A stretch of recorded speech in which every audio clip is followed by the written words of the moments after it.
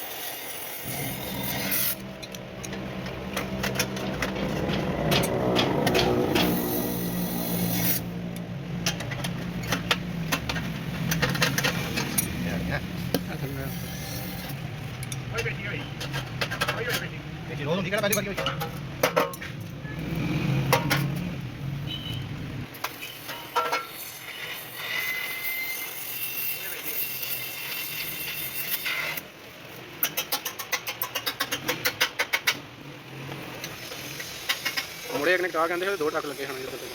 ਉਹ ਕੈਪ ਵੀ ਬਣਾਇਆ ਹੋਣਾ ਠੀਕ ਹੈ ਨਾ ਤੂੰ ਲਾਲਪੁਰ ਹੋ ਜਾਣਾ ਮੈਨੂੰ ਕਟਵਾ ਕਹਿੰਦੇ ਇਹਦੀ ਆਵਾਜ਼ ਸੋਹਣੀ ਬਣੀ ਸੀ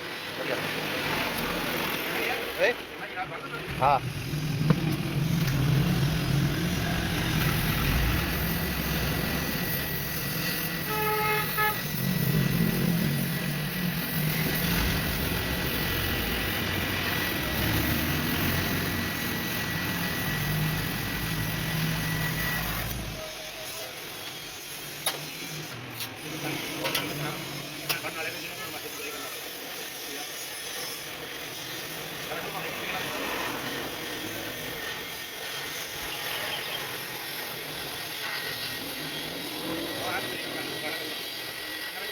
और रिकॉर्ड भी हो गया जैसे आपने तेरियां गला भी रिकॉर्ड हो गया गाल नहीं आगे हाँ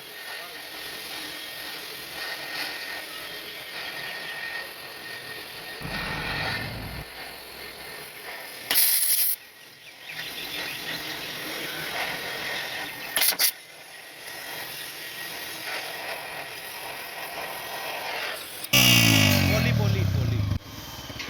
हल्की